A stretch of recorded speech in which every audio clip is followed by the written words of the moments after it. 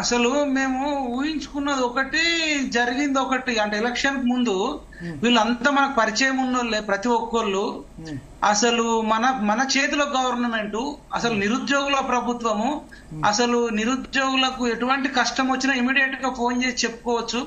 వాళ్ళు నిరుద్యోగులకు వచ్చి వాళ్ళే మీరు చెప్పండి మనం ఎట్లా మరి నోటిఫికేషన్ ఎట్లా ఇస్తే బాగుంటుందని అడిగి చేస్తారని అనుకున్నాం. మా శరత్ సారు కొన్ని వందల మందికి సాయం చేసిండు, మాకు కూడా లక్షలు సాయం చేసి నియంత ప్రభుత్వాన్ని ఓడగొట్టాలం అయిపోవాలని చెప్పేసి సారు కళాకారులకు కానీ వాళ్ళకి కానీ మేము రోజు చర్చించుకునేది ఆర్ట్స్ కాలేజ్ కాడ కానీ కొన్ని వందల ఇంటర్వ్యూలు చేసినాం. అసలు ఇక మనం తిరుగులేదు, మనం ఏం చెప్తుంది ఇంటర్వ్యూలు. వీళ్ళంతా మనోళ్ళే కదా, సీతక్క మన మనిషే, వివేకన్న మన మనిషే, పున్నమన్న మన మనిషే, రేవంత్ అన్న మన మనిషే, వీళ్ళంతా ఇంట్లో మనుషులు అయిపోతుంది అనుకున్నాం. కానీ వాళ్ళు వన్స్ రిజల్ట్ వచ్చిన తర్వాత కష్టపడ్డోళ్ళు ఎవడన్నా ఫీడ్బ్యాక్ ఇద్దామంటే వాళ్ళకి అపాయింట్మెంట్లు దొరకట్లేదు. మొత్తం చిరంజీవికి, రామ్ చరణ్ కు, అల్లు అర్జున్ కు, విజయ్ దేవరకొండకు, నాగార్జునకు చెప్పుకుంటే సిగ్గుపోయే పరిస్థితి అండి. అంటే వాళ్ళ మెంటాలిటీ మాకు అర్థమైపోయి అందరికంటే ముందే శరత్ సారు ఆ పార్టీలో ఉన్నప్పటికీ కూడా దృక్కోణం టీవీ ఛానల్ ద్వారా మార్నింగ్ న్యూస్ పెట్టి ఎడా పెడా ఇక అసలు మామూలుగా లేదు కథ. అట్లా మేమే అంటే మాకే కాంగ్రెస్ విమర్శించాలంటే బాధ అనిపిస్తుంది. ఎందుకు ఏమో డప్పు కొట్టి కాళ్ళు మొక్కి కింద పడి మీద పడి ప్రాణాలకు తెగించి కొట్లాడి తెచ్చిన వాళ్ళు గిట్లెట్లా చేస్తారు?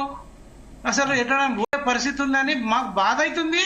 అన్నిటికీ మించి ఇప్పుడు ఇలా గ్రూప్ 1 అభ్యర్థులు ఒక రకంగా సంతోషంగా ఉన్నారు, ఒక రకంగా బాధ ఉన్నారు. మరి బాధలు ఎవరున్నారు? మాకు జాబులు వచ్చినాయి అని చెప్పేసి వాళ్ళు కొందరు సంతోషంగా ఉన్నారు. జాబులు రాని వాళ్ళు మంచిగా రద్దయింది మళ్ళీ ఎగ్జామ్ రాయొచ్చని వీళ్ళు సంతోషంగా ఉన్నారు. కానీ ఈ ప్రాసెస్ లో అసలు ఇప్పుడు చాలా మందికి ఎంగేజ్మెంట్ లైన్ వాళ్ళు ఉన్నారు, పెళ్లి సంబంధాలు చూసుకున్న వాళ్ళు ఉన్నారు. ఇప్పుడు జాబులు వచ్చిన వాళ్ళ దాంట్లో చాలా మందికి పెళ్లి క్యాన్సిల్ అయ్యే పరిస్థితి కూడా ఉంటది. ఈ ఏం పరిస్థితి ఇట్లా ఉందని. అదే విధంగా మళ్ళీ రద్దు అయింది, మళ్ళీ ఎగ్జామ్ రాయాలంటే ఇప్పటికే లక్షలు అప్పు చేసిర్రు. మళ్ళీ ఎగ్జామ్ పెట్టినా కరెక్ట్ పెడతారా పెట్టరా అనేది తెలియదు. ఒకటి బాధపడుతున్నారు నిరుద్యోగులు వచ్చి మాకు గ్రూప్ 1 అభ్యర్థులు చెప్తున్నారు, మళ్ళీ పెట్టినా కరెక్ట్ ఉంటుందా ఉండదా, మళ్ళీ వీళ్ళు డివిజన్ బెంచ్కి వెళ్తారా, మళ్ళీ సుప్రీంకోర్టుకి వెళ్తారా, ఏందన్నా మా జీవితాలు ఇంత అఘోర గోచరంగా అయినాయి. మేమందరం చేతి గుర్తుకే ఓటేసినాం, మా బతుకు ఇట్లా నవ్వుల పాలైపోయింది, మేము ఎక్కడికి పోవాలి, ఎవరికి చెప్పుకోవాలని చెప్పేసి ఒక నిరాశ నిస్పృహలలో ఉన్నారు. మేము ముందు నుంచే చెప్తున్నాం, రండి చిక్కడపల్లి లైబ్రరీ రండి, ఓయూ లైబ్రరీ రండి.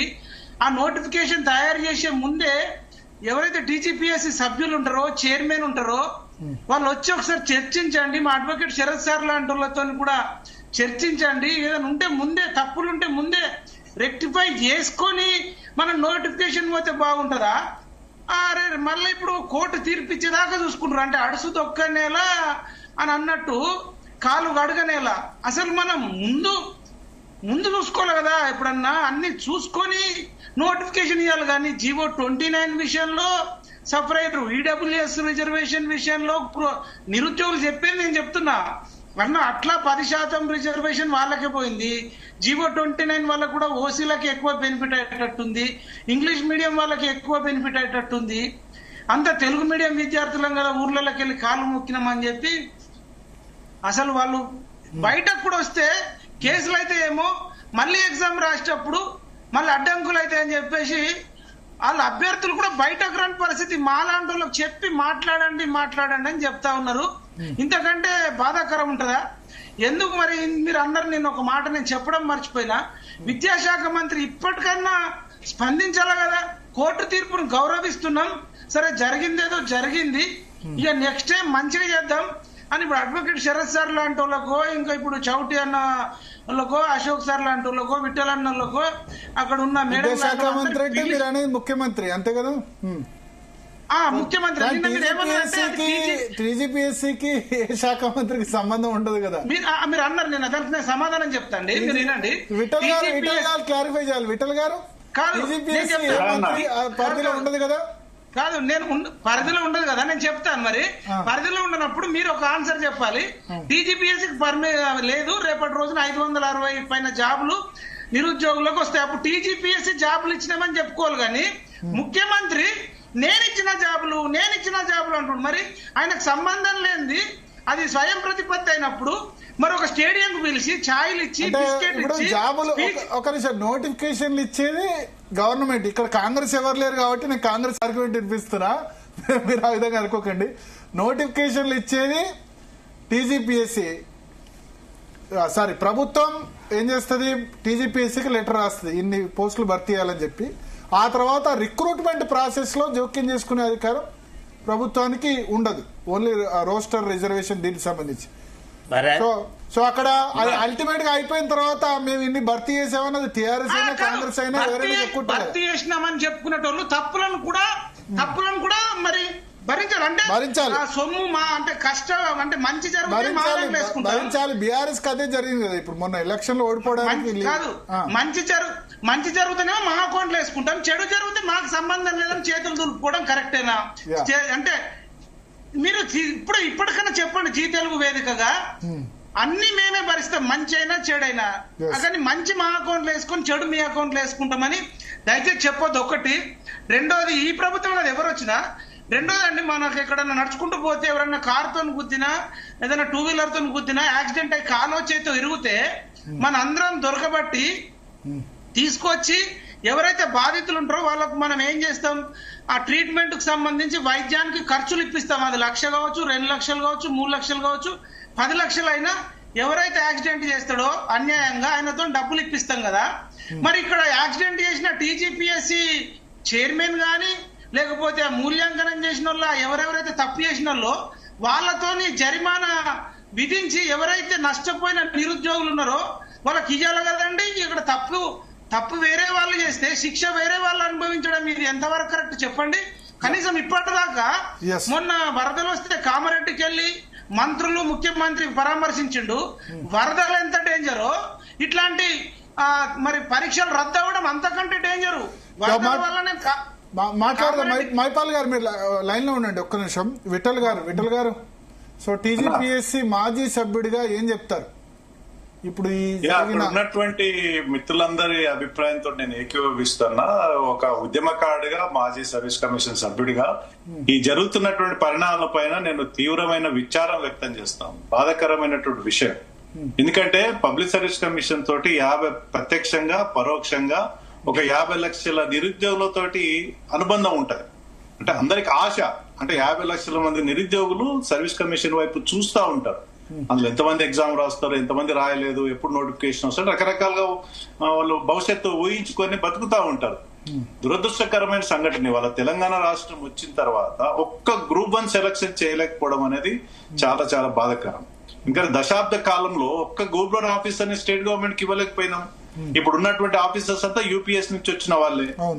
ఇక్కడ జరిగిన పరిణామాలు ఏంటంటే, చరణ్ గారు శరత్ అన్న చెప్పినట్టుగా జడ్జిమెంట్ లో చాలా స్పష్టంగా ఉంది. 222 కాపీస్ ఉన్నటువంటి జడ్జిమెంట్ లో రివాల్యుయేషన్ విత్ మోడరేషన్ మెథడ్ లో రివాల్యుయేషన్ చేయమని ఇన్స్ట్రక్షన్స్ ఇవ్వడం జరిగింది. ఒకవేళ 8 months ఇది కంప్లీట్ చేయకపోతే ఎగ్జామ్ క్యాన్సిల్ చేసి మళ్ళీ రీ ఎగ్జామ్ పెట్టడం అనేది చాలా స్పష్టమైనటువంటి ఆదేశాలు ఇవ్వడం జరిగింది.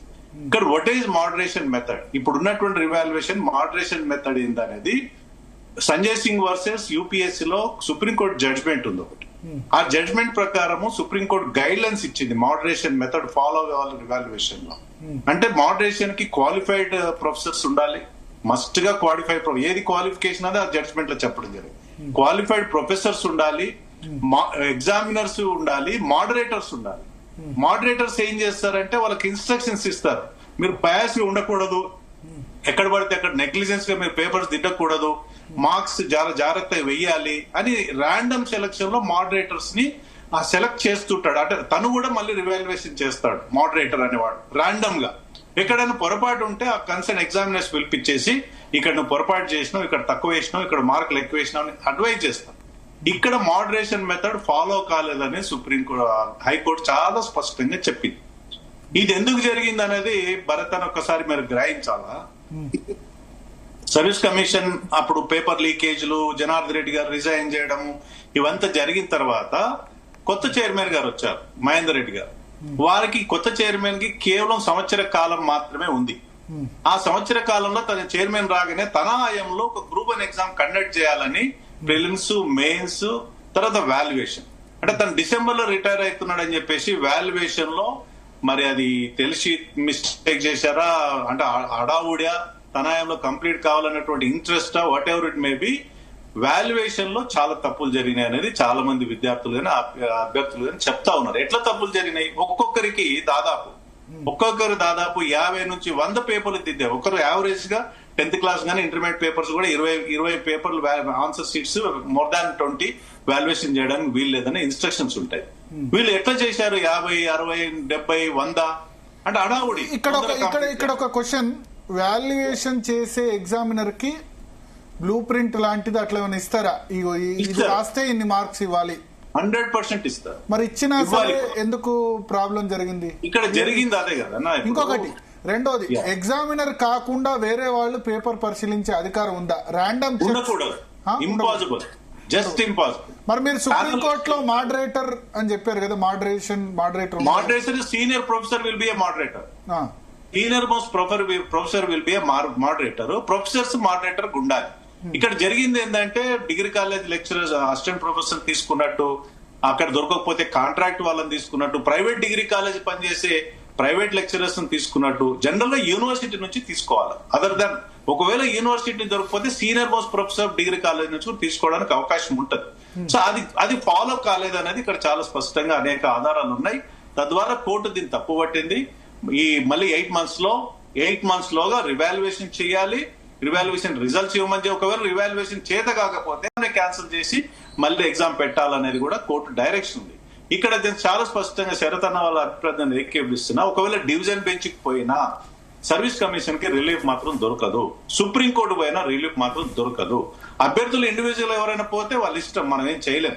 కానీ ప్రభుత్వం బేసిజాలకు వెళ్లకుండా, సర్వీస్ కమిషన్ బేసిజాలకు వెళ్లకుండా స్పష్టమైనటువంటి విద్యార్థులకు భవిష్యత్ దృష్టిలో ఉంచుకొని, దశాబ్ద కాలం అయింది కాబట్టి విద్యార్థులను భవిష్యత్తులో దృష్టిలో ఉంచుకొని వెంటనే బేషాలకు వెళ్లకుండా కోర్టు తీర్పుని ఫాలో అవుతూ వెంటనే నిర్ణయాలు తీసుకోవాలి. మా హయాంలో కూడా మేము 2014 నుంచి 20 మేము గ్రూప్ 1 ఎగ్జామ్ కండక్ట్ చేసామన్నా. నాట్ ఫర్ తెలంగాణ స్టేట్, ఏపీలో ఉన్నటువంటి స్టేట్ లో ఒకటి యునైటెడ్ ఆంధ్రప్రదేశ్ లో ఒక నోటిఫికేషన్ వస్తే సుప్రీంకోర్టు ఆ ఎగ్జామ్ క్యాన్సిల్ చేసి పోస్ట్ డివైడ్ చేసింది. స్టేట్ డివైడ్ అయింది కాబట్టి ఏ స్టేట్ కా స్టేట్ చేయమని 2017 లో మోడరేషన్ మెథడ్ ఫాలో. అక్కడ దాదాపు 200 పోస్ట్ అప్పుడు రిక్రూట్ చేశాం. ఎక్కడైనా ఇట్లాంటి వార్తలు వచ్చాయా? ఇవాళ they are doing job now. Already deputy tahsildars కావచ్చు, డిప్యూటీ కలెక్టర్స్ కావచ్చు, డిఎస్పీలు కావచ్చు, కమర్షియల్ ట్యాక్స్ ఆఫీసర్ వాళ్ళందరూ జాబ్ చేస్తా ఉన్నారు. సో అక్కడ మేము గొప్ప అని చెప్పట్లేదు, కానీ మా ఆయంలో 14 నుంచి 20 వరకు ఎలాంటి ఇట్లాంటి మిస్టేక్స్ చేయకుండా కొన్ని డిలే జరిగి ఉండొచ్చు, తప్పు పట్టట్లేదు. కానీ మేము మ్యాక్సిమం దృష్టి పెట్టుకొని అక్కడ ఉన్నటువంటి సర్వీస్ కమిషన్ చైర్మన్ గా చక్రపాణి గారు కానీ, మా ఉద్యమ కాలం నుంచి మేము ఈ రిక్రూట్మెంట్ చూసాం కాబట్టి మాకున్న అనుభవం కానీ ఎక్కడా చిన్న మిస్టేక్ లేకుండా జాగ్రత్త పడ్డా మేము క్లీన్ చిట్ గా బయటికి రాగలిగాం. ఆ తర్వాత జరిగిన పరిణామాలు మనం చూసినాం. పేపర్ లీకేజ్లు, అసలు క్రెడిబిలిటీ, ఇది కాన్స్టిట్యూషనల్ బాడీ భరత్ అన్న. సుప్రీంకోర్టుకి ఎంత గౌరవం ఉంటో యూపీఏ సర్వీస్ కమిషన్ అంత గౌరవం ఉండాలా. యూపీఎస్సీకి ఎంత గౌరవం ఉందో సర్వీస్ కమిషన్ కి అంత విశ్వాసం, నమ్మకం ఉండాలి. లక్షలాది మంది విద్యార్థులతో ముడిపడినటువంటి సంస్థ అది కాన్స్టిట్యూషనల్ బాడీ. ఆ క్రెడిబిలిటీని పెంచే ప్రయత్నం చేయాలి. అక్కడ ఉన్నటువంటి పాలక మండలి కావచ్చు, ఎవరైనా కావచ్చు. సరే, చైర్మన్ అడ్మినిస్ట్రేషన్ పవర్స్ ఉంటాయి, సెక్రటరీకి అడ్మినిస్ట్రేషన్ పవర్స్ ఉంటాయి. ఇప్పుడు ఇంటర్వ్యూస్ తీసేసిన తర్వాత అసలు మెంబర్స్ అనే వాళ్ళు నామమాత్రమైనప్పుడు ఏం చేసి ఉండాల్సింది మీ ఉద్దేశంలో? ఏమేం తప్పులు చేసింది? కోర్టు అబ్జర్వేషన్స్ కాకుండా మీకేమనిపించింది? మీకు అనిపించింది ప్రిలిమ్స్ అంటే ఉన్నటువంటి స్పెసిఫైడ్ గైడ్ లైన్స్ ఉన్నాయి, బిజినెస్ రూల్స్ ఉన్నాయి, రెగ్యులేషన్స్ ఉన్నాయి, రూల్స్ ఆఫ్ ప్రొసీజర్స్ ఉన్నాయి. వాటిని ఫాలో అయితే సరిపోయింది. అంటే మేము అక్కడ ఉన్నటువంటి బిజినెస్ రూల్స్ ని ఫ్రేమ్ చేశాం. మేము గవర్నమెంట్ జీవో తీసుకొచ్చాం. ఉన్నటువంటి రూల్స్ ని ఫాలో అయితే మిస్టేక్ జరిగేది కాదు. అడావుడి కొంత తొందర రిజల్ట్స్ ఇవ్వాలన్నటువంటి ఆలోచన ఉండొచ్చు. మహేందర్ రెడ్డి గారు రిటైర్ అవుతున్నారు కాబట్టి ఆయంలో తన తొందర రిజల్ట్, నా ఆయంలో నేను రిక్రూట్మెంట్ చేసిన తొందర కంప్లీట్ చేయాలని ఇవ్వలే కదా రిజల్ట్. అప్పుడే కదా వచ్చింది. అంటే మహేందర్ రెడ్డి గారు కంప్లీట్ అయిన తర్వాతనే కొత్త చైర్మన్ రిజల్ట్ ఇచ్చారు. బట్ ప్రాసెస్ అయిపోయింది. అప్పటికి తన ఆయంలో ప్రాసెస్ కంప్లీట్ అయింది. కొత్త చైర్మన్ గారు వచ్చి ఇప్పుడు రిజల్ట్స్ ఇచ్చారు. ఏదేమైనా ఇవాళ కోర్టు అబ్జర్వేషన్స్ ని కన్సిడరేషన్ తీసుకొని అభ్యర్థుల భవిష్యత్తు దృష్టిలో ఉంచుకొని దాన్ని ఫాలో అయితే మంచిదని అభిప్రాయం. బేసిజాలకు వెళ్ళకూడదని అభిప్రాయం. ఒకటి భరత్ ఒక విషయం సార్, ఇక్కడ అమ్మాయిలకు అబ్బాయిలకు సెంటర్లు వేరే అనేది నాకు తెలిసి తెలంగాణ పబ్లిక్ సర్వీస్ కమిషన్ చరిత్రలో ఎప్పుడు కూడా జరగలేదు సార్. ఓన్లీ కోటి ఉమెన్స్ కాలేజీలో అమ్మాయిలకు మాత్రమే దాన్ని కంప్లీట్ గా డివైడ్ చేయడం అనేది అసలు దేశ చరిత్రలో సివిల్స్ కూడా అలాంటి సంఘటనలు అయితే నాకు తెలిసే జరగలేదు సార్. మీకు తెలిసి ఏమన్నా జరిగినాయి sir Vithal sir? 10th inter జరగకూడదు అంటే జెండర్ బేస్డ్ గా సెంటర్ అలాట్మెంట్ ఉండదు, అసలు ఆల్ టికెట్ బేస్డ్ గా సెంటర్ అలాట్మెంట్ ఉండదు, నాట్ బేస్డ్ ఆన్ జెండర్. అట్లా జరగ కూడా తప్పు, పొరపాటు అట్లా చేయడం. ఏ ఉద్దేశంతో చేశారో ఎందుకు చేశారో తెలియదు కానీ అట్లా చేయకూడదు. ఆల్ టికెట్ బేస్ గానే సెంటర్స్ ఉంటాయి. భరత్ గారు చెప్పండి. ఒక ఇంపార్టెంట్ విషయం ఏంటంటే జడ్జి గారు ఒక విషయం పాయింట్అవుట్ చేసినారు తన తీర్పులో. అదేంటంటే the candidate who did not even clear the qualifying examination paper still had their other papers evaluated and included in total marks contrary to the notification terms అని ఒక అబ్జర్వేషన్ చేసినాడు. అది ఎంత హీనమైంది చెప్పండి. ఇప్పుడు దాన్ని హౌ కెన్ ది అదర్ మళ్ళొకసారి చెప్పండి ఏం చేశారు? Exam some candidate who did not clear the qualifying examination paper. ఇప్పుడు క్వాలిఫికేషన్ ఎగ్జామినేషన్ పేపర్ వేస్తేనే మిగతా పేపర్ల ఎవాల్యుయేషన్ జరుగుతుంది. క్వాలిఫైయింగ్ ఎగ్జామినేషన్ శరత్ అన్న మీకు యాడ్ చేస్తున్నా, English paper is a qualification paper, qualification. ఆ ఇంగ్లీష్ పేపర్ లో పాస్ అవుతేనే మిగతా పేపర్స్ వాల్యుయేట్ చేయాలి. కాని వ్యక్తులను కూడా మిగతా పేపర్ చేసి మార్క్స్ యాడ్ చేశారన్నది తన అబ్జర్వేషన్ అనుకుంటా బహుశా. Correct, exactly. అది ఎట్లా తెలిసింది? అది ఎవరి వాళ్ళకి పబ్లిక్ సర్వీస్ కమిషన్ డీటెయిల్స్ ఇచ్చారు మొన్న వాదన జరిగినప్పుడు. ఒక్క నిమిషం భరత్, ఒకటి చెప్పాలి. ఇప్పుడు ఎట్లుంటుందంటే ఇంపాసిబుల్ టాస్క్ అని ఒకటి ఉంటుంది. ఇంపాసిబుల్ టాస్క్ అంటే humanly it is impossible, you can't even think of such ఆ రకమైనటువంటి ఎవాల్యుయేషన్ జరుగుతుందని. అక్కడ జడ్జి గారు ఏం పాయింట్అవుట్ చేసినారంటే double and even alleged evaluation of 1.26 lakh scripts in 90 days అని. అంటే రెక్కలు వచ్చుకొని ఎగిరిపోయినా గానీ ఇంత పెద్ద stupendous task could not have been accomplished within such a small period of 90 days అనేటువంటి మాట జడ్జి గారు మాట్లాడినారు. దీన్ని అప్పలేట్ కోర్టు ఎట్లా ఇగ్నోర్ చేస్తా చెప్పండి. తర్వాత రెండోది భరత్, ఇప్పుడు మీరు ఇంతమంది అన్నారు కదా టీఎస్పీఎస్సీ ఇండిపెండెంట్ గా ఉంటది, ముఖ్యమంత్రికి బాధ్యత లేదు అది ఇది అని అన్నారు కదా. ముఖ్యమంత్రికి భరత్ అనే శరత్ అన్న it comes under GAD. ECPSC comes under GAD. GAD head of the GAD CM. Correct, exactly. విద్యాశాఖ మంత్రి అంటే మైపాల్ యాదవ్ విద్యాశాఖ మంత్రి అంటే విద్యాశాఖ మంత్రి కిందికి రాదని చెప్పి ముఖ్యమంత్రి కిందికి రాలేదు. ఒక్క నిమిషం, అలా కాదు. ముఖ్యమంత్రి అంటే తాను గొప్పలన్నీ తనకు వైపు, తర్వాత ఫెయిల్యూర్స్ అన్ని ఇతరులకు అనేటువంటి అంశం మాట్లాడిన సందర్భంలో మనం ఏం చెప్తామంటే, ఏం ఎక్స్పెక్ట్ చేస్తామంటే లోకో పేరెంటీ అని లాలో ఒక కాన్సెప్ట్ ఉంటది. అంటే ముఖ్యమంత్రి, ఒక స్కూల్ ప్రిన్సిపాలు, ఒక డాక్టరు, వీళ్ళు ఎట్లా అంటే తండ్రి లాంటి పాత్ర పోషించాల్సి వస్తుంది. తప్పు ఎవడు చేసినా కుటుంబానికి చెడ్డ పేరు వస్తుంది అనేటువంటి ఒక ఉదాత్తమైన స్వభావంతో ఈ వ్యవహారాలు చేయాల్సి ఉంటుంది తప్ప ప్రత్యర్థులను దునుమాడాలా అనే ఈ రాజకీయ కోణం అనే దాన్ని ఇట్లాంటి వాటిలలో పెట్టద్దు భరత్. తర్వాత రెండోది ఇంపార్టెంట్ విషయం చెప్పదలుచుకుంది ఏంటంటే ultimately whose image is affected. ఇవాళ ఇతర రాష్ట్రాల్లో, రాజస్థాన్ లో, ఉత్తరప్రదేశ్ లో, ఇంకా ఇతర రాష్ట్రాలలో పేపర్ లీకేజ్లు జరిగినాయి, బీహార్ లో జరిగినాయి. రాహుల్ గాంధీ చాలా పదే ఎక్కడ పడితే అక్కడ మాట్లాడుతున్నాడు కదా. అసలు సరి అయినటువంటి ఎగ్జామినేషనే జరపలేని చచ్చు ప్రభుత్వాలు బీజేపీ అని అంటున్నాడు కదా.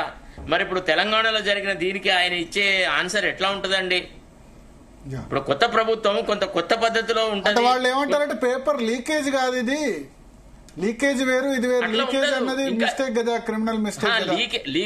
లీకేజ్ లోపల దొంగతనం అంటే లాస్ట్ టైం